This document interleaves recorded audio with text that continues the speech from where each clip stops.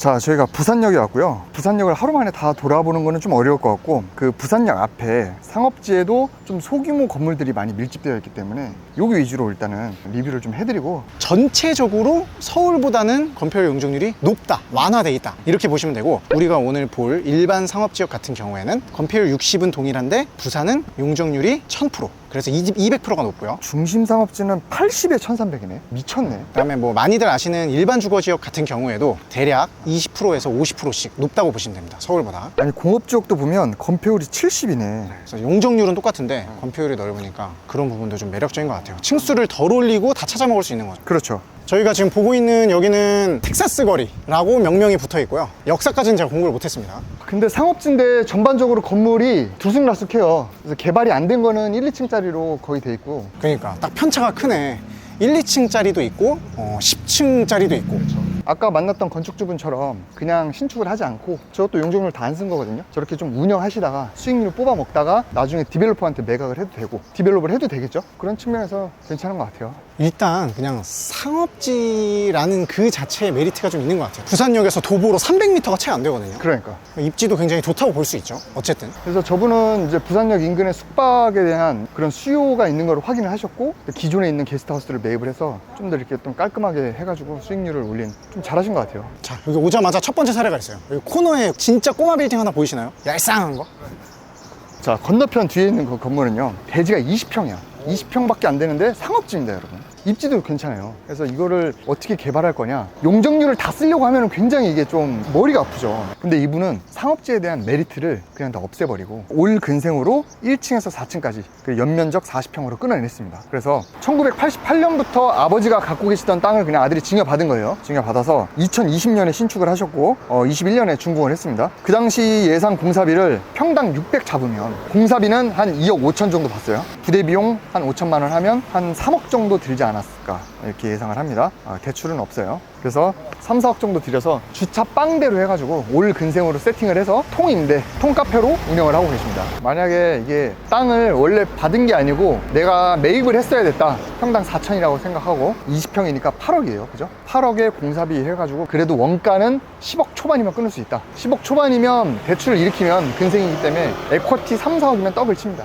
3, 4억이면 그래도 부산의 상업지의 땅에 뭐 이런 거 할 수 있다. 사실은 상업지에 20평만 사가지고 이렇게 개발하는 거는 좀 아깝긴 해요. 이거는 원래 갖고 있던 땅이니까 이렇게 한 거지, 굳이 이렇게 개발하려고 하면 상업지가 아닌 이종이어도 충분하죠. 손품을 팔다 보니까 여기도 서울의 관악구 못지않게 이상한 혼종들이 많습니다. 별의별 건축물 용도가 다 섞여 있는 겁니다. 그래서 그런 것도 한번 보러 가볼게요. 대표님, 근데 요즘 파란색 옷을 자주 입으시는 것 같아요. 이렇게 파란색을 좋아하십니까? 문제 있나요? 자, 여기는 대지 85평이에요, 여러분. 일반 상업지입니다. 지하 1층에서 지상 11층까지 연면적 571평이에요. 요거는 이제 2018년 9월에 5억? 5억 1,500만 원? 네. 평당 600이네? 난 공이 하나 빠진 줄 알았어요. 물론 2018년인 걸 감안하더라도 그래도 이게 부산역 앞에 있는 상업지인데 평당 600만 원. 여기가 편차가 되게 심하더라고요. 자료형 필지랑 뭐 이런 게 편차가 되게 커요. 입지가 조금만 빠져도 확 싸지고. 용도 지역에 상관없이 사실은 입지에 대한 가치를 더 반영을 해서 땅값이 정해진 게 아닌가, 뭐 그런 거라고 보여지는데, 어쨌든 5억 1,500만 원에 매입을 했습니다. 85평을. 이거를 18년에 사셔서 19년에 건물을 지으셨어요. 근데 그 당시 평당 공사비 300으로 잡으면 공사비는 17억, 부대비용 1억 5천, 그러면 총 사업비는 23.5억. 상업지에 11층짜리 건물 짓는데 총 사업비가 23.5억입니다. 거기에 대출이 4억이 있으니까 내 돈은 약 20억 정도로 했다. 수익을 보면 이제 분양자료 기준으로 2층에서 10층까지 약 24억, 그 다음에 1층 상가 및 11층 펜트하우스는 보유를 하고 계신 것 같아요. 근데 이게 특징이 건축물 용도를 한번 봐주시죠. 1층 소매점, 이제 복권 판매점이 있는 것 같고, 2, 3층은 오피스텔, 4층부터 11층까지는 생활형 숙박시설이네요. 그 다음에 맨 위는 다가구. 얼마나 변태 같은 건물입니까? 근생오피 생숙 다가구 주택. 이렇게 한 이유가 뭘까? 주차 대수도 맞추고, 이거는 분양을 안 했더라고요. 그래서 뭐 거주를 하든 그런 목적이 있으셨던 것 같아요. 주차도 보면은 지하 주차장을 기계식으로 다 빼서, 그 다음에 장애인 주차는 자주식으로 한 대 빼고 이렇게 구성을 하셨더라고요. 이제 생숙도 분양을 했겠죠? 분양을 했는데 아무래도 그냥 일반적인 주거 수요보다는 여기 뭐 에어비앤비나 사업들을 많이 하시는 것 같아요. 일반 오피스텔 원룸을 에어비앤비는 불법이기 때문에 그래서 생숙을 한 것도 있지 않을까? 주차 대수도 그렇고. 가보시죠. 네. 아 근데 보면 이렇게 비어있는 건물들이 은근히 있는 것 같아요. 아까 건물 소개해주신 그분 말씀으로는 주변 모텔도 그냥 영업을 안 하고 매물로 나와 있는 폐건물들이 많대요. 그런 거 좀 싸게 사가지고 그냥 지어버릴까? 그러니까 이런 시장도 한번 공부를 해볼 만하다는 느낌은 좀 받는 것 같습니다. 여기부터 차이나타운으로 바뀌는 건가? 건물 느낌이 달라지는데. 저기 차이나타운 있네. 아 그러네요. 이따 한번 가볼까 합니다, 여러분들. 차이나타운이 뉴욕에 있는 한인타운이랑 좀 달라. 왜냐면 이거는 그냥 중국인들이 좀 소유를 많이 하고 있는 것 같아요. 비록 재산세를 우리나라에 낸다고는 하지만 그 비중은 얼마 안 되고. 그렇죠. 외국인의 부동산 취득에 대한 그런 허들을 너무 낮춰놓은 게 아닌가. 좀 반성을 해보려고 파란색 옷을 입었습니다. 경계로 진출하시려는 어떤 초석을 까시는 것 같습니다. 그렇지. 웃긴 게 중국인들이 건물을 사가지고 한국인들한테 임대를 놓더라고. 뭔 상황이야 이게. 우리가 디벨로퍼로서 사명과 철학을 가지고 국토를 수호하고. 와, 그렇게 또 해석을 하는구나. 와, 독도는 우리 땅, 부산도 우리 땅. 아니 대표님, 어? 저 위에 있는 건물 사례를 준비했거든요. 근데 이게 지금 공부상 여기가 도로예요. 도로는 도로지. 아니 이게 계단이 아니고 그냥 이렇게 돼 있으면 그것도 도로잖아요. 아 그렇죠. 여러분 이래서 임장을 와봐야 됩니다. 그러니까. 나 약간 뭐 떼보라고 약간 일부러 이런데. 아니요 진짜 몰랐어요. 근데 여기로 올라가면 바다 뷰가 보일 것 같은데? 그러게요. 한번 가보실까요? 계단이 또 있네. 야, 자 보세요 여러분. 이건 다 도로잖아. 도로인데 이거 몇 미터 도로야? 이거 한 8, 9미터 도로 돼요. 그럴 것 같아요. 8미터 도로에 접해 있는 상업지 땅입니다 여러분. 이런 거. 이거 공사비 거의 뭐 더블 나올 거예요, 더블.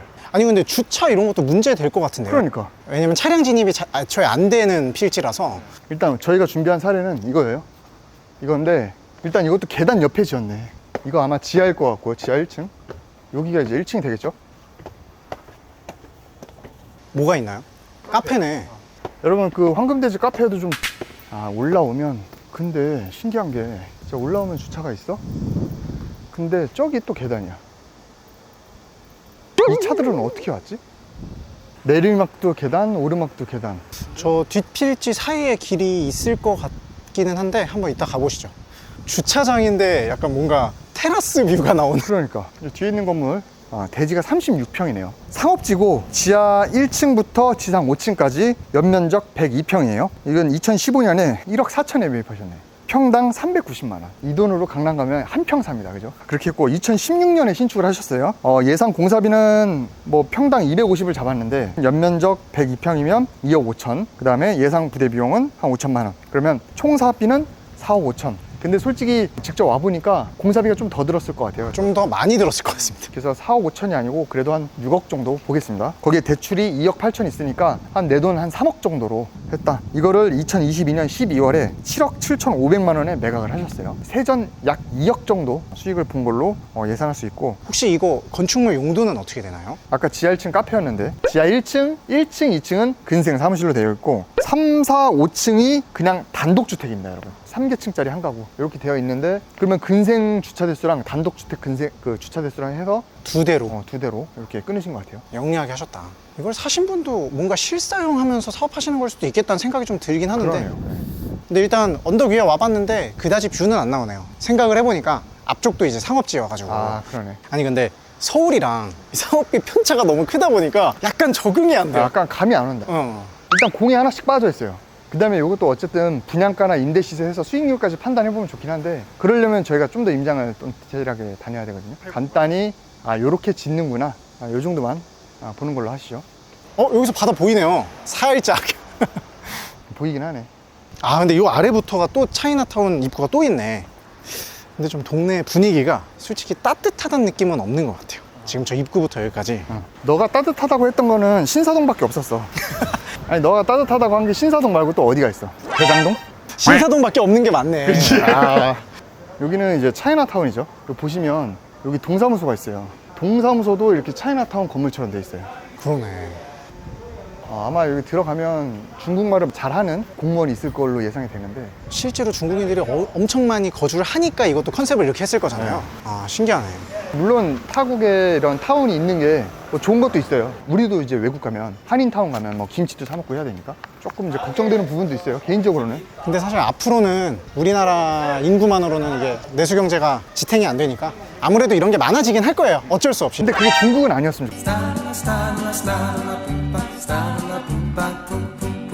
자, 여기는 부산역에서 차이나타운으로 들어오는 메인 주동선이라고 보시면 됩니다. 신축 건물이 하나 있는데, 물론 이제 디자인이 약간 중국 이미지가 있어서 색감이 좀 보편적인 건축물이랑 다르긴 한데 요 사례를 한번 준비해봤습니다. 뒤에 있는 건물은 대지 93평이에요. 일반 상업지고요. 연면적은 947평입니다. 지상 1층부터 지상 11층까지 지하가 없네. 이건 2015년에 19.5억, 20억이 조금 안 되는 돈에 매입을 하셨고 평당 2,090만 원입니다. 이거를 사셨다가 4년 뒤인 2019년에 신축을 하셨어요. 그 다음에 2021년 준공을 했는데 그 당시 공사비를 평당 한 600만 원 받았어요. 57억 정도 받습니다. 그 다음에 예상 부대 비용 5억 5천만 원. 그러면 총 사업비는 82억입니다. 거기에 대출이 지금 56억이 있으니까 뭐 내 돈은 한 26억 정도 가지고 했다. 이거는 이제 준공 이후에 대출을 전액 상환하셨네. 그래서 지금 근저당 없이 풀 현찰 박치기로 해서 호텔로 운영하고 계시는 대한민국 사람입니다. 그래서 건축물의 용도는 뭐냐? 일단 1층은 소매점이에요. 2층은 휴게 음식점, 3층은 일반 음식점, 4, 5층이 유흥지점, 7층은 사무실, 8층부터 10층까지는 관광 호텔, 그 다음에 11층은 근생 사무실입니다. 세부 용도를 정말 열심히 쪼갰다. 어쨌든 좀 인상적이었던 게 요 앞전에 다뤘던 사례들은 이거보다 입지가 한두 블럭밖에 안 빠지는데 평당 300, 600 이렇게 샀잖아요. 근데 여기는 이제 차이나타운 초입의 코너 건물이다 보니까 2천만 원 넘는 가격에 매수를 하셨고, 어쨌든 지금은 랜드마크가 된 호텔 건물을 운영하고 계시다. 근데 호텔 건물로는 잘 안 보여, 그죠?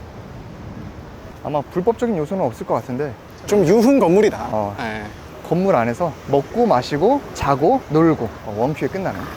사실 부산역을 그냥 대충 손품만 팔아서 사실 한번 와봤어요. 그쵸? 솔직히 공부를 많이 했다고 말씀만 못 드리겠고, 근데 대표님 보시기에 느낌이 어떠셨는지. 땅값이 생각보다 쌌다. 일단 그리고 부산은 제가 뭐 전반적으로 본 건 아니죠. 부산역 앞에만 봤기 때문에 일단 여기가 텍사스 거리랑 차이나타운이 있어가지고 너무 지역적인 색깔 때문에 조금 이렇게 묻혔는데, 다음에 저희가 부산 내려오면 그냥 일반적인 주거지역 한번 가보고 싶어요. 조금 더 스터디를 해서 다음에는 좀 더 일반적인 부산의 그 소규모 디벨롭 현장을 한번 봤으면 좋겠고. 자, 저희가 이제 부산에 와봤어요. 이 영상 보시는 시점 때면은 아마 휴가는 다 다녀오셨을 겁니다. 더위도 한풀 꺾였을 텐데 시장이 막 아직 좋아지진 않았지만 그래도 투자는 꾸준히 하는 게 맞다고 봐요. 연초보다는 조금 나아지고 있는 건 분명합니다. 그래서 계속 꾸준히 관심 가지시고 임장도 많이 다니시고, 제 채널 보시는 분들 어쨌든 투자와 신축에 관심 있는 분들이니까 시야의 폭을 좀 넓히는 계기가 좀 됐으면 좋겠고, 남은 1년 마무리 좀 잘 하셔서 앞으로도 좋은 성과 있으시길 바랍니다. 감사합니다. 감사합니다.